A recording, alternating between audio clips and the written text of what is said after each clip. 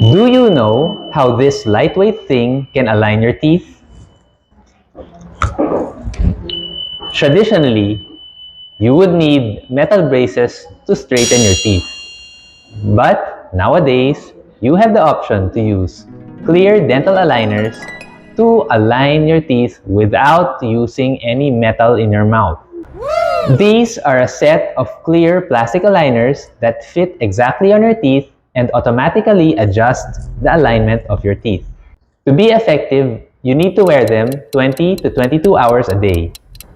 The good thing, aside from it being discreet, hindi halata na suot mo, you can actually eat your favorite food and do certain activities na hindi pwede pag naka-braces ka.